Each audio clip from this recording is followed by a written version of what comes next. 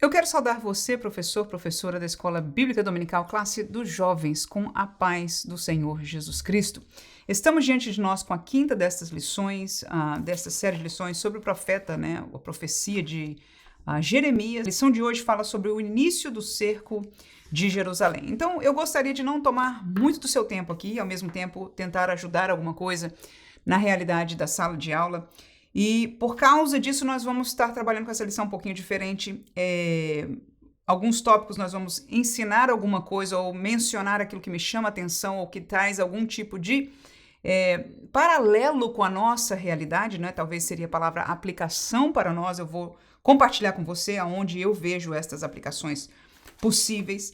Mas geralmente eu gosto de achar, nem que seja uma, mas de preferência algumas oportunidades de interação ou de participação da turma. E nessa lição foi um pouco mais complicado para isto, no entanto, no terceiro, no caso, tópico, ali no segundo subtópico nós encontramos o momento ideal e eu acho que aquilo que eu vou sugerir para você, não é, para fazer com a turma, vai tomar um bom tempo, o que é positivo, é sempre bom a participação deles, uma parte de aprendizado, não é, e uma parte de participação onde esta verdade que nós aprendemos em cada escola dominical possa sintonizar mais, ser mais vívida para a realidade de cada vida daqueles preciosos alunos que estão diante de nós a cada domingo. Sendo assim, nós vamos já partir para a nossa lição. Eu não vou estar lendo o texto da lição, mas eu vou estar mencionando para você sobre qual ponto eu estou falando. Então, a lição número 5, mais uma vez, na Revista dos Jovens de Professor, página 33, tem o título texto principal e logo depois o texto bíblico na página 35. O primeiro tópico, começando na página 35, conhecendo a história, eu não vou fazer nenhum comentário sobre ele, porque trata-se exatamente de um relato histórico. Então, se você gosta de falar a história, você pode falar à vontade. Eu leria, né? Eu somente leria com os meus alunos, porque fica o entendimento, enfim, o conhecimento de fatos, porque quando se lê história, você somente está aprendendo os fatos que aconteceram. A única coisa que eu acrescentaria aí, porque há duas invasões e há uma terceira invasão no subtópico 3, mas no subsídio 2 ele diz o ano preciso onde se cumpriu a profecia de Jeremias, que foi exatamente a formalização, não é, dessa terceira invasão, que diz que foi no ano 586 a.C. Então você tem um ano aí para a primeira invasão escrito no texto, no subtópico 1, né? Aliás, o subtópico 1 menciona em geral, o subtópico 2 menciona a primeira e a segunda, né? Os anos que aconteceram. E a terceira invasão, você vai ver o subtópico 3, não tem o ano, né? Então, no subsídio 2, este ano aparece, que é o ano 586 a.C. Então, eu anotaria aqui para que você possa mencionar neste momento aqui, tá? Então, essa é a única coisa que eu faria para o primeiro tópico. O segundo tópico, na página 36, é intitulado O Início do Cerco e as Suas Causas. Então, o primeiro subtópico, doença sem remédio, eu não tenho nada para comentar sobre ele. No entanto, no segundo subtópico, então nós estamos falando do tópico 2, não é isso? O segundo subtópico fala de boa ação e más intenções. Então, por que não eu vou começar a ler aqui para dar um contexto para nós nessa aula, porque tanto para você como para mim, se você não acabou de ler, não vai lembrar exatamente o que está falando, né? Deus falou ao seu povo dizendo, eu, Senhor, esquadrinho o coração, eu provo os pensamentos, e isto para dar a cada um segundo os seus caminhos e segundo o fruto das suas ações.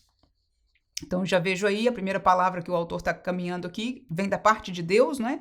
Um Deus que conhece para além das palavras.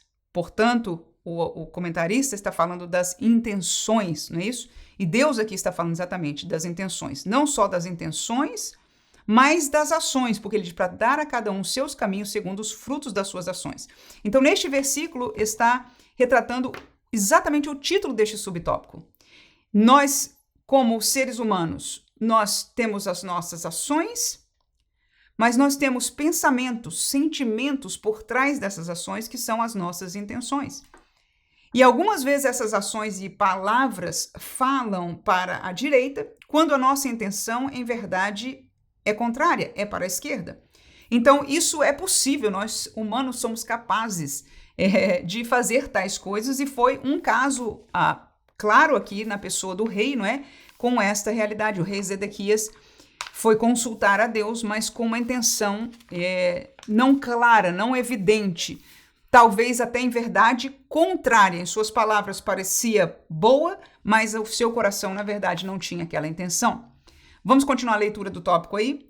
Este texto descreve a relação entre a intenção do coração e a prática, reafirmando que, para Deus, tanto a motivação quanto a obra são igualmente importantes, afinal Deus conhece os pensamentos e intenções. No início da invasão babilônica em Jerusalém, é possível identificar duas boas ações do rei Zedequias.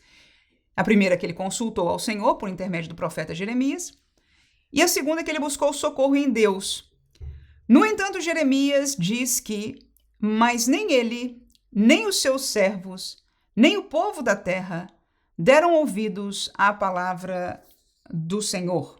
Essa verdade revela que as motivações do rei não estavam alinhadas às suas ações, e isso não agradou a Deus e confirmou a ausência do genuíno arrependimento. Então vamos falar um pouquinho sobre isso aí. Quais foram as ações de Zedequias? Ok?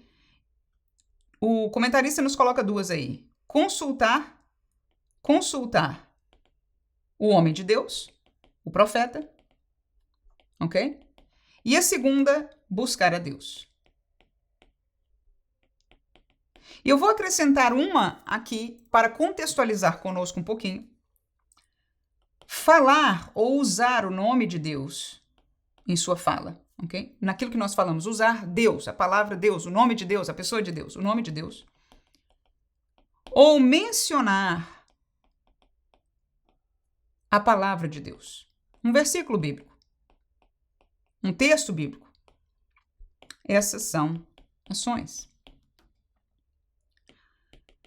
A realidade, no entanto, de Zedequias, que o comentarista nos mostra pela Bíblia, é histórica. Deus revela. Deus vai revelar no futuro. Ou seja, nós não sabemos a realidade na hora que a pessoa está falando o versículo bíblico, mencionando a ação de Deus, o concordar de Deus na sua vida. Nos dias de hoje, as pessoas dizem, não, a vontade de Deus é essa. As pregações, muitas pessoas conversando umas com as outras, pessoas que são crentes, que falam de Deus, né? No contexto das coisas da sua vida, parecendo quem teme a Deus, porque não, Deus está revelando, Deus está mostrando, Deus falou comigo, e todas estas menções do nome de Deus, da pessoa de Deus, alguns até dizem, não, porque na Bíblia está escrito isso, então vamos declarar isso e etc. Ou seja, a menção da palavra de Deus. Consultar o homem de Deus e até, para minha surpresa, e eu vou falar que isso para mim foi interessante ler nessa lição, porque é uma das coisas que eu tenho visto recentemente. Ministérios que estão ensinando coisas, levando as pessoas a um caminho que eu não vejo ser o caminho bíblico, o caminho que Deus preparou para que nós crentes andássemos. No entanto, estas realidades estão presentes. Não só se fala do nome de Deus todo o tempo, menciona-se a palavra de Deus, um pouco mais esporádico, ou seja, não são pregações baseadas na palavra, mas se menciona, se baseia, pelo menos inspirativamente, na palavra. Eles consultam homens de Deus, mencionam estar, por exemplo, falam de outros homens de Deus conhecidos no passado, mencionando as suas literaturas, de consultarem-se uns aos outros, a realidade de profetas, tudo isso está presente nestes ministérios. E uma coisa interessante que foi o que me chamou a atenção, existe o tal do buscar a Deus. Eles falam e vivem, entre aspas, a oração, o jejum, é um pouco modificado, mas se fala e se pratica. Estas igrejas, para minha surpresa, estes ministérios, têm determinadas reuniões, volto a dizer, estas reuniões estão bem modificadas da nossa reunião de oração que eu cresci vivendo. Até teve um pastor que se sentou diante de mim e disse estas palavras mesmo. Ele disse, olha, eu cresci, eu sou filho de uma mãe que era muito crente da Assembleia de Deus no Brasil, no interior de onde ele veio, e eu o conheci aqui nos Estados Unidos. E ele disse, e eu ia sempre com a minha mãe me levava para as vigílias, para as reuniões de oração, eu ia como criança. E ele disse, eu não gostava destas reuniões e hoje eu gosto delas. E, para minha surpresa, ele é um pastor, né? Então, ele falou, só que são diferentes hoje, muita coisa mudou.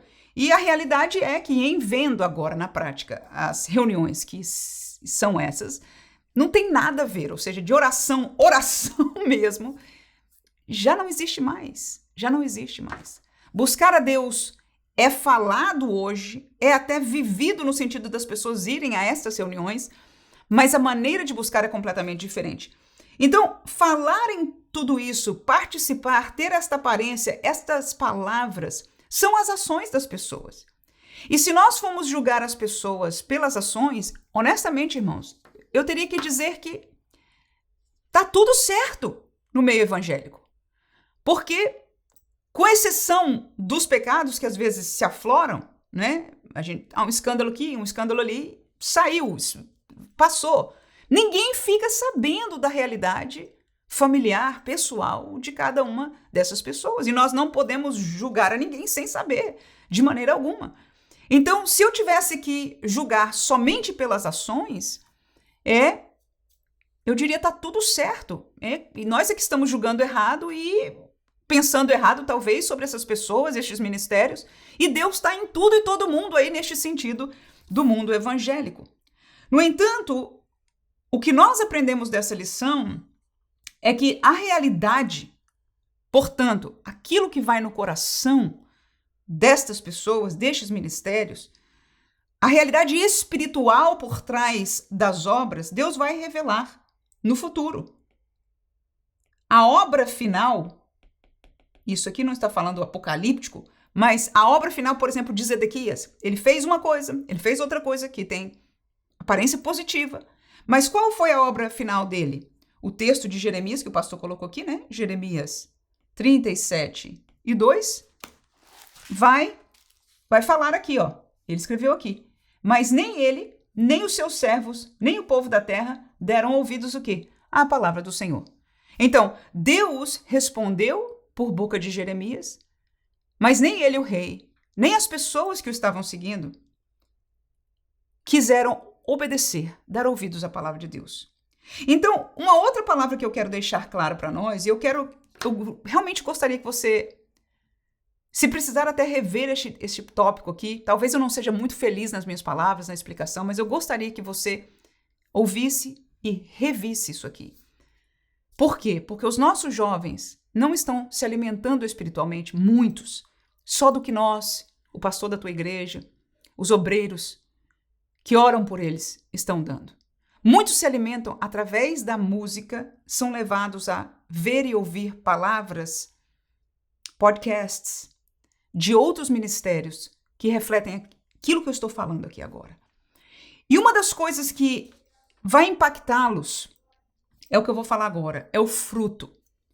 Quando nós olhamos para estes ministérios crescendo, a gente vai dizer, quem pode ser uma coisa contrária, quem pode dizer mal de um ministério que está falando de Deus e que está crescendo em número? Teoricamente, ninguém pode. Mas quando eu estava estudando esta lição, eu fui lembrada desta realidade, de que o fruto não é ter aceitação do povo.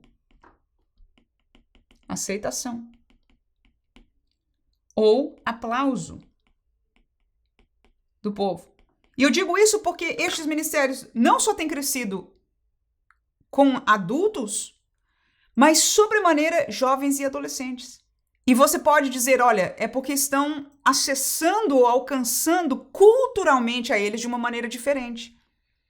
Eu posso, em parte, concordar com você, mas eu digo que tem mais do que a cultura. Tem mais do que a cultura. Então, Zedequias, eu vou fazer a aplicação terminando aqui, porque a aula não é sobre isso. Mas eu acho importante nós deixarmos esta luz, esta palavra aí na cabeça dos jovens, para que, quando eles forem voltar à sua vida durante a semana e olharem para estes ministérios, eles possam ser lembrados pelo Espírito Santo daqueles que eles ouviram na casa de Deus, na escola dominical.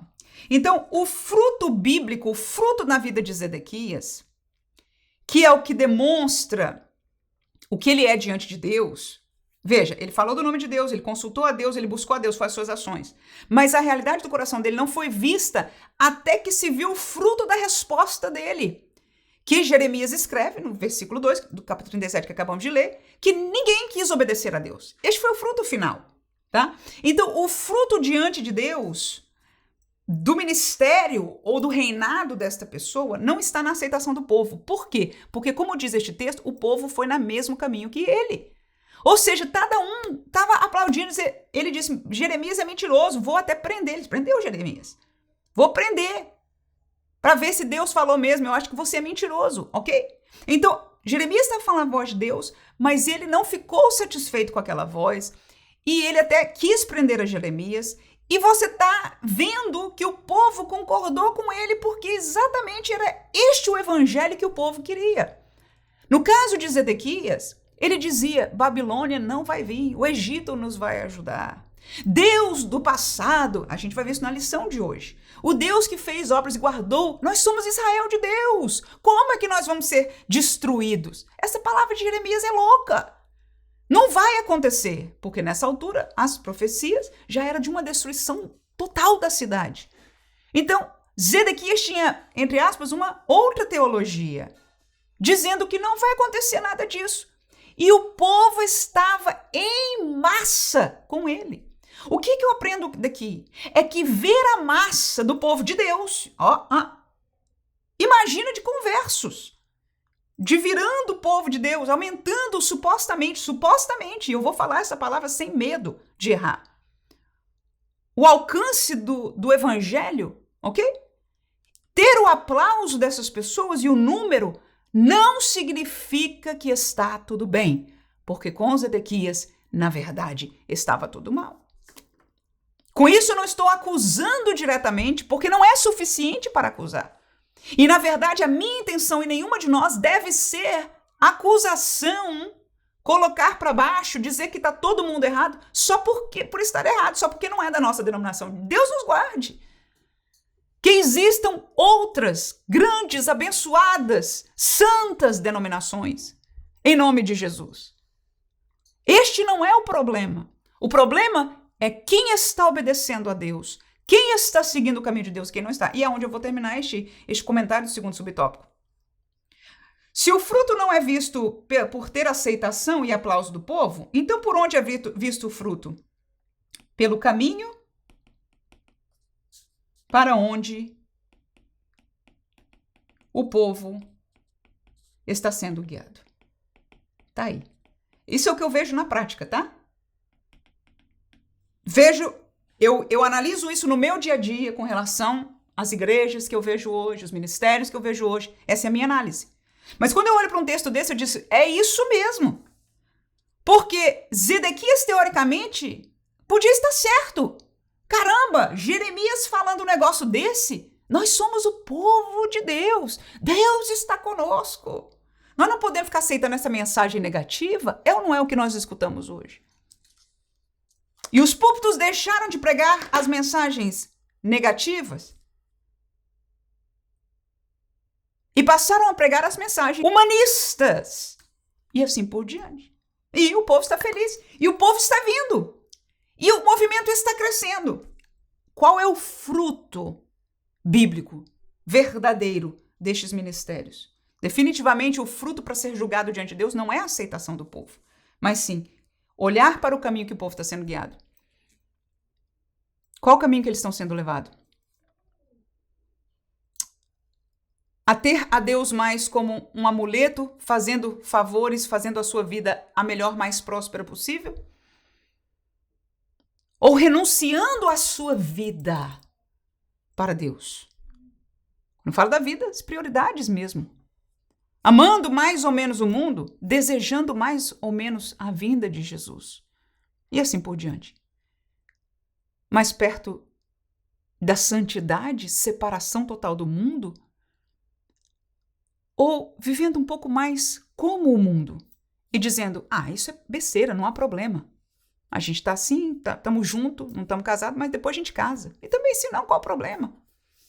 Coisas como essa, entre outras, dentro do meio evangélico. Mas para que falar dessas coisas se as pessoas estão se convertendo, se a igreja está cheia de jovens. E aí eu pergunto, Israel, Judá no caso aqui, né, estava em sua maioria pela mensagem do rei Zedequias. E a pergunta foi, eles foram todos livres, ou seja, a mão de Deus foi a favor deles? Ou será que foi contrário a eles? E o que significa isso nos nossos dias, ok? Então este é o segundo subtópico, muito forte, né? Mas este é o meu comentário, a minha aplicação àquilo que eu vejo hoje. No terceiro subtópico, que também é interessante, ele fala sobre a falta de arrependimento. Então, o comentarista menciona que Deus sempre chama ao arrependimento, ok? Essa é a primeira coisa que nós aprendemos. A voz de Deus sempre vai chamar ao arrependimento. Deus sempre, sempre, sempre. Você vai ouvir Jesus falando, você vai ouvir João Batista falando, você vai ouvir os profetas falando, você vai ouvir Paulo falando, você vai ouvir o seu pastor falando, espero em Deus que sim. Deus sempre chama ao arrependimento. E crente santo não tem problema com essa mensagem, não se irrita. Pelo contrário, ele celebra no dia que alguém se arrepende, seja quem for, que veio de fora para dentro ou dentro da igreja e estava em caminho distanciando-se de Deus. Mas o que nós vemos na prática deste subtópico é a realidade de Zedequias. E o comentarista usa as seguintes palavras. Disse que por causa da vaidade, arrogância, autoconfiança ou até confiança em outros e uma falta de arrependimento, por causa de tudo isso, esta era a realidade do coração deles. E vaidosos em Deus, eu vejo isso a mesma coisa nos religiosos que falavam com Jesus. Eles, quem esse cara é? Jesus falando as coisas de Deus. Eles, nós somos filhos de Abraão. Vaidade. Mas uma vaidade, será que eu posso dizer vaidade boa? Eles são. É como nós dizemos, mas nós somos crentes, nós somos a igreja de Deus. Ok. Mas individualmente, ou mesmo como congregação, onde é que nós estamos neste, vamos falar a palavra-chave aqui, relacionamento com Deus. Então, quando o coração do homem se dá à vaidade, à arrogância, à autoconfiança, no seu poder, ou até Deus com ele, Deus conosco, que é o que nós vemos hoje por toda parte. O que aconteceu no caso aqui do texto? Nós estamos aprendendo com o texto e estamos também vivenciando isso nos nossos dias. Houve uma distância de Deus, eles se apartaram de Deus.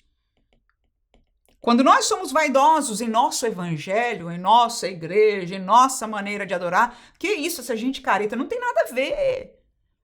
Até parece que Deus não vai receber porque é esse estilo ou porque é assim. Teoricamente, é verdade. Teoricamente, é verdade. Mas quando eu olho para a palavra de Deus que pergunta qual é o fruto, e que você olha que o fruto está para além do estilo de música, tá para além da roupa que usa, tá para além, todas essas coisas são um pequeno reflexo de uma realidade do coração, que o comentarista chama atenção para essas três palavras aqui, e que na verdade vão fazer nos distanciar de Deus, ou entristecer a Deus. É ou não é verdade? Deus ficou ou não ficou triste? Tentava, chamava ao arrependimento, mas com o coração entristecido. Por quê? Porque eles traíram a Deus. Estavam falando o nome de Deus, estavam fazendo sacrifício a Deus, mas estavam traindo a Deus. Porque a realidade é que eles adoravam outros deuses, eles queriam uma vida de mundo, eles não queriam dar ouvido a uma palavra de Deus de fazer determinada coisa, eles queriam fazer do jeito deles, até para a salvação final política ali, foram atrás do Egito, quando Deus diz por boca de Jeremias, não vão, o Egito não vai vir te salvar, mas deram ouvido não. E o que aconteceu? Distanciamento de Deus, tristecer a Deus. E, por fim, houve a punição de Deus. Aí eu tenho uma pergunta que não é para os alunos responderem, porque há uma improbabilidade e eu acho que é até melhor não se responder. Mas é uma pergunta que, se você for falar sobre isso aqui, como eu estou falando na sua sala de aula, você pode deixar este 1 minutinho. Às vezes a gente faz essa pergunta e deixa alguns segundos, talvez até 1 minuto para o pessoal pensar, tá? Será que nós já vivemos pessoalmente, você jovem, o irmão, será que já vivemos isso no passado? Ou será que nós estamos vivendo isso? E o que é isso que eu estou falando? Ter vaidade, arrogância e autoconfiança no nosso coração contra uma verdade, contra um caminho que lá no fundinho, pela graça do Espírito Santo, nós sabemos que é o caminho de Deus. Lá no nosso coração você está se perguntando, será que isto que eu faço é mesmo um pecado? Está magoando a Deus? Está me distanciando de Deus? E a sua cabeça e os amigos têm sido uma fonte para você, jovem, que diz, não, tá tudo bem, todo mundo faz. Essa igreja quadrada que tem um pessoal que é demais, mas todas as igrejas do pessoal, todo mundo faz, até que na igreja mesmo falando de tal, tá tudo certo. Mas lá no seu coração, pelo Espírito de Deus, você sabe que este não é o caminho de Deus. Você sabe que está pecando contra Deus, mas a vaidade, na hora para se defender, é a vaidade, é a arrogância, é a autoconfiança sua e de alguns que estão ao seu redor. Será que você já viveu isso no passado? Tem alguma experiência disso? Será que você está vivendo algo como esse no momento de hoje? Pronto, é só deixar a pergunta alguns segundos para que se pense nisso e passa para frente. O terceiro tópico é onde nós vamos ter alguma interação, não é, com a turma, no sentido de resposta de volta. Então, o primeiro subtópico do tópico 3 começa na página 37 lá embaixo, né? Prevenir é mais sábio do que remediar. Uma triste realidade é o primeiro subtópico. Então, o que nós aprendemos deste subtópico aqui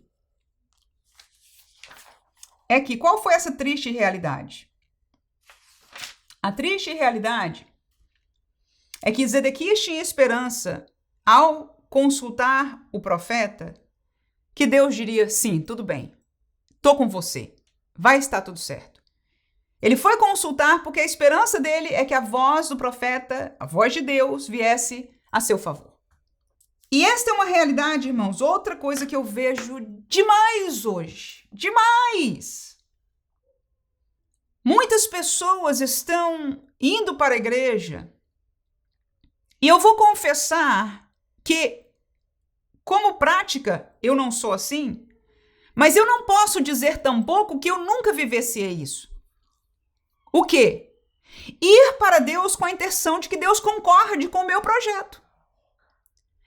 E muitos projetos na minha vida, seja de trabalho, seja de relacionamento com um rapazinho no passado, né? Agora eu já sou casada, mas que eu botei diante de Deus, muitas vezes Deus respondeu não. E, irmãos, que tragédia é isso? Dói, dá ira por dentro. Você fica quase que louco. Reação do homem. E eu estou dizendo de mim. Eu estou dizendo da minha. Esse é o meu testemunho, que eu vivi algumas vezes na minha vida, quando eu coloquei determinados planos diante de Deus. E que Deus me respondeu que não. Eu tomei tempo para processar.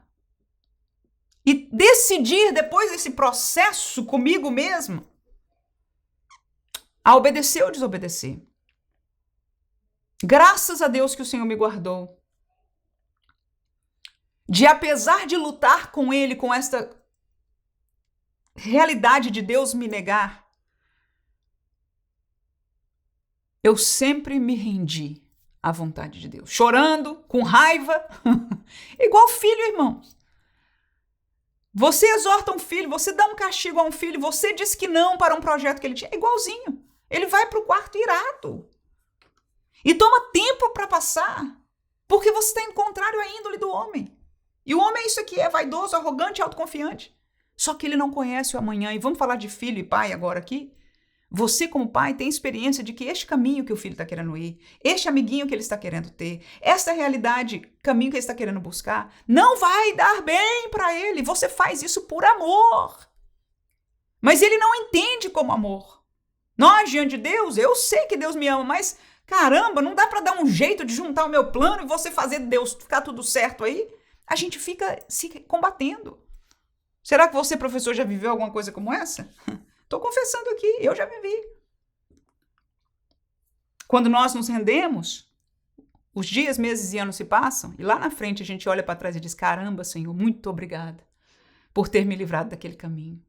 Às vezes porque a gente enxerga o que ia acontecer, e às vezes é porque onde nós estamos está tão melhor.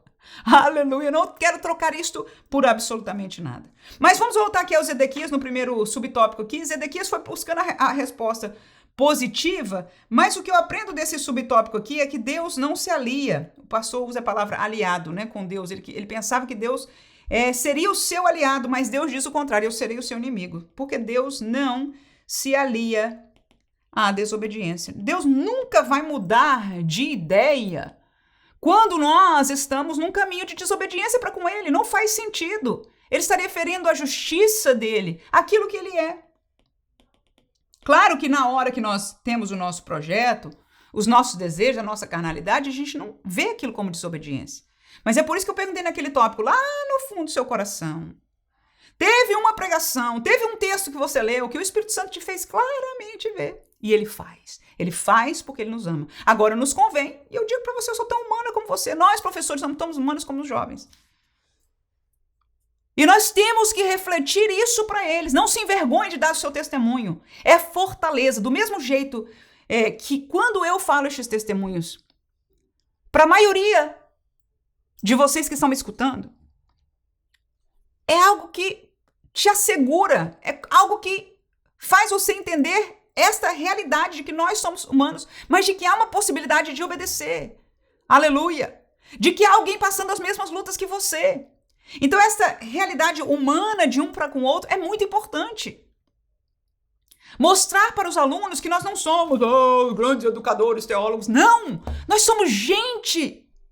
Agora, gente que teme a Deus.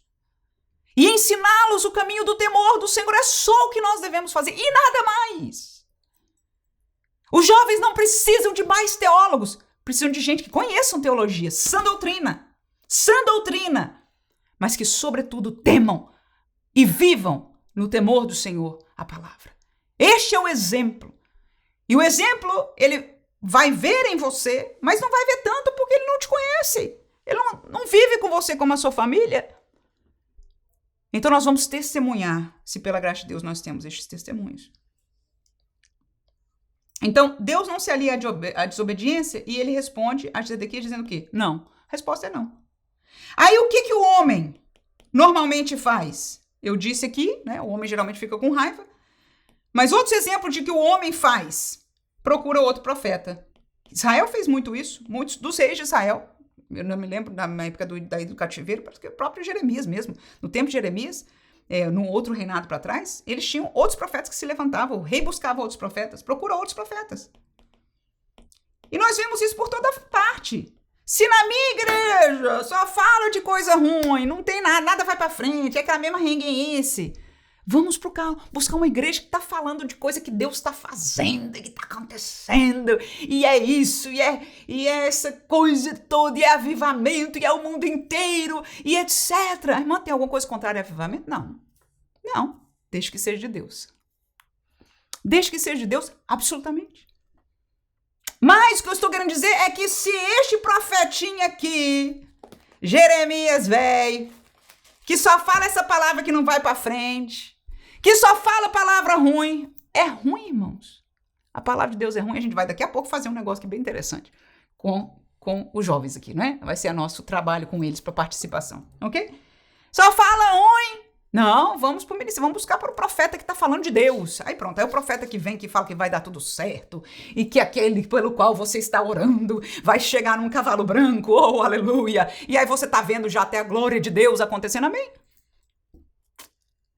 O que eu estou assistindo hoje e que tem partido o meu coração, e eu sei que de muitos servos de Deus, principalmente os pastores que amam ao rebanho, são os homens, as mulheres, os crentes, indo atrás de outros profetas, que, como Deus diz sobre eles, profetizam do seu próprio entendimento, porque Deus diz, eu não os mandei. E muitos ministérios não têm tido amor, nem pena, nem discernimento, nem nada pela igreja, pelo povo, deixando eles irem atrás dos profetas. Os reis fizeram com o povo. Vamos atrás dessa mensagem que é melhor. E se enganaram, se deixaram ser enganados e enganaram o povo. Por quê? Por causa da sua vaidade, da sua arrogância, da sua autoconfiança. Ok? O homem procura outro profeta. O homem se baseia nas suas desculpas. Isso aí, irmão, não tem crente ou ser humano, desculpas, que não seja profissional. A gente, olha, desde Adão. Primeira coisa, Adão, o que aconteceu, Adão? Você comeu da fruto? Ai, foi a mulher que tu me deste. Desculpa. Passou para outro, deu desculpa. Ai, foi assim, foi a serpente. Ai, não, é porque não. Começa com não, né? Não, é porque. Não é desculpa. Quer ver um caso que não deu desculpa? Davi. Quando Natan contou a historinha, disse: este homem és tu? Pronto, Davi disse: pequei contra Deus. Essa é a verdade. Pequei. Não deu desculpa, confessou, pediu misericórdia. Natan trouxe a palavra do céu na mesma hora. Traspassado foi o teu pecado. Ou seja, o Senhor perdoou. E vai pagar as consequências ainda, porque pecado nunca fica sem consequência. Mas o perdão vem imediato quando a gente confessa. Agora, nós somos profissionais em nos desculpar. Não é assim. É porque essa pessoa pensa assim. Ai, porque esse estilo, ou porque aquilo outro, ou porque este caminho, ou porque essa maneira. Pra que esse negócio de sisudo? Pra que esse negócio de oração assim? Por que a gente não pode fazer assado? Deus também tá nisso e a gente vai na desculpa. E por quê? Como é que eu sei que Deus tá nisso? Porque na palavra não diz o que ele tá também. E começa a briga, porque isso, porque aquilo, porque dá certo não sei aonde. Tá vendo aí onde nós estamos? Está vendo aí onde nós estamos? E às vezes isso tudo dentro do coração. Dentro do coração. Como eu disse para você, quando eu brigo com Deus, naqueles momentos da minha vida, eu também enchia de desculpa. Essa é a realidade do ser humano. Quando Deus diz não, ele procura o outro profeta, ele baseia-se na sua desculpa e ele não quer aceitar. Essa é forte. Um Deus que diz não.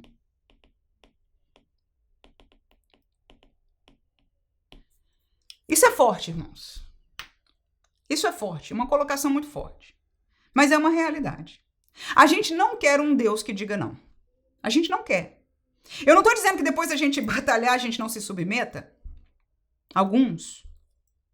Mas outros procuram ou fazem ou manipulam um outro Deus. E tá por aí tudo. É o nome de Deus, é o nome de Jesus, é o nome de Espírito Santo, mas não tem nada a ver com o Deus, o Jesus e o Espírito Santo da Bíblia. Porque o homem não quer aceitar e nunca vai querer aceitar, a não ser que seja convertido mesmo, um Deus que diga não para ele. Então nós estamos cheios de evangelhos hoje que diz, não, este Deus, como você pode aceitar um Deus que era assim, assim? Não, Deus é amor e por baixo da capa do amor, nós estamos criando um outro Deus, um outro Jesus, um outro Espírito Santo. Vou terminar por aqui neste tópico porque não vale a pena continuar, não. Agora, na Bíblia tem histórias, é o segundo subtópico, aprendendo com a história. Tem histórias que explicam Deus, ou seja, que fazem Deus conhecido. As histórias da Bíblia, como essa que nós estamos estudando, de Zedequias, em relação a Jeremias, a invasão de Jerusalém, a realidade deste povo, é uma das histórias bíblicas que nos fazem conhecer a Deus. Você quer ver, sabe qual a lição que eu mais, lendo todo o livro de Jeremias, qual é a lição que mais me afetou, que mais me ensinou desta última vez que eu li Jeremias? O número de vezes que Deus repete. Para mim, chega a ser insanidade. Porque, honestamente, hoje, quando Deus fala comigo, ele fala uma vez, no melhor dos sentidos, e eu que dei ouvidos à voz de Deus. Às vezes um pouco mais, Deus permite por circunstâncias, eu entender que eu estou indo para o caminho errado, entender que realmente eu estou desobedecendo. Ele tem prazer em me fazer entender a verdade e eu só vou errar se eu quiser. Eu posso ser vaidosa, fechar meu coração e fazer? Posso. Eu estou dizendo como eu vejo isso na minha vida. Mas quando eu leio Jeremias, quantas vezes Deus fala? Quantas vezes Deus repete? E ainda menciona, eu tenho levantado os meus profetas de dia e de noite madrugando para dizer para vocês essa mesma palavra. E a palavra é simples. Ou seja, para que repetir tantas vezes uma palavra tão simples? Porque o povo está se negando a dar ouvidos. Mas o número de vezes que Deus fala, me fala muito forte ao meu coração. Porque quanto tempo nós podemos negar a obediência a Deus ouvindo a verdade de Deus?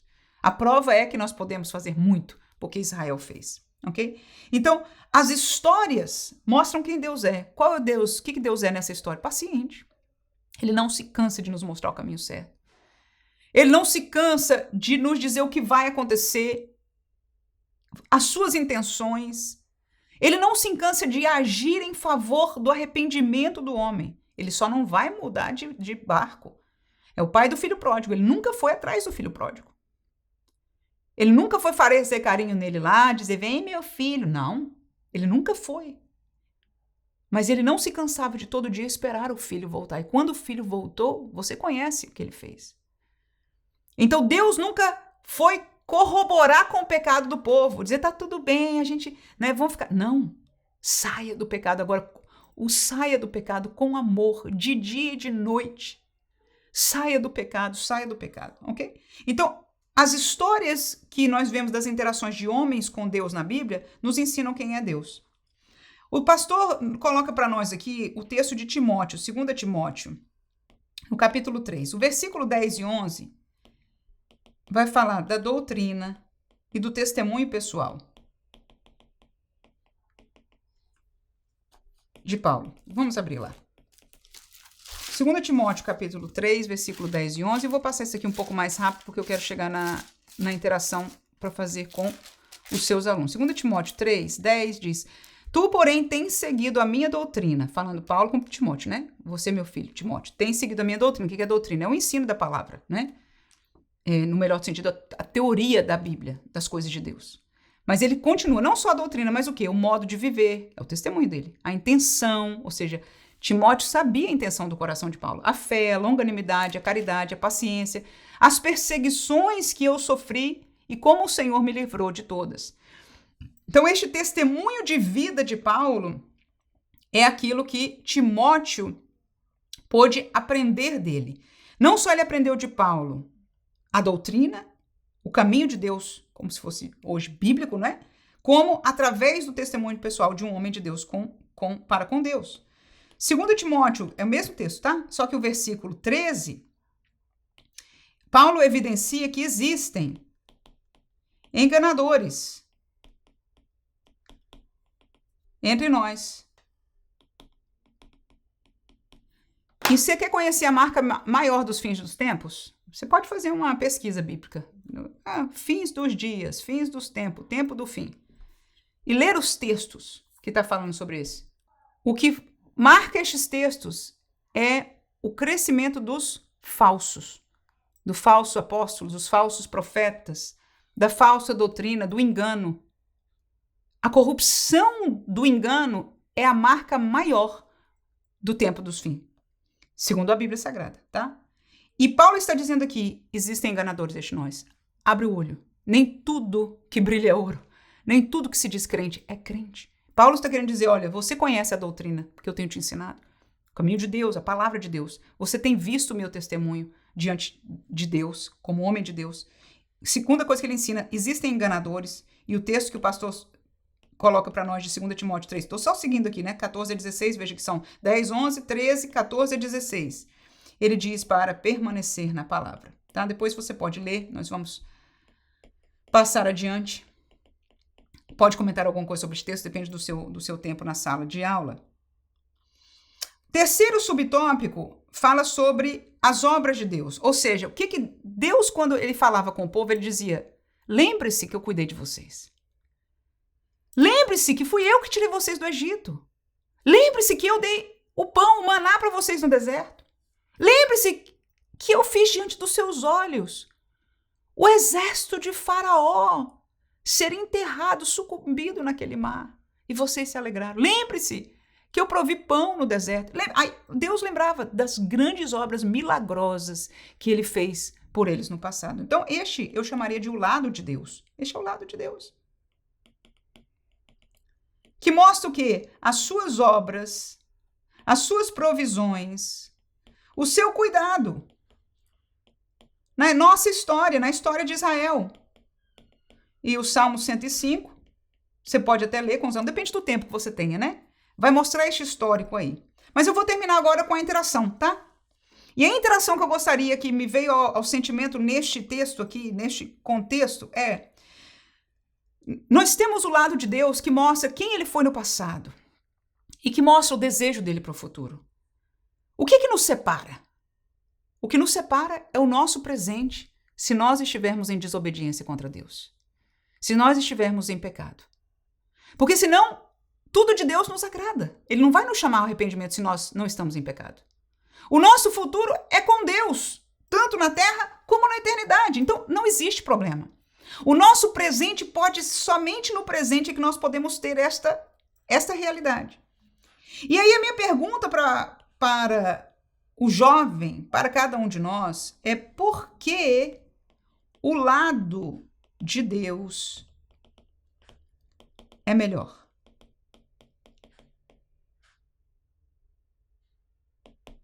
E quando eu falo do lado de Deus, quem é que está do outro lado? O mundo. Mas o que acontece com o lado de Deus? Vou botar aqui mesmo que do lado de Deus nós temos restrições.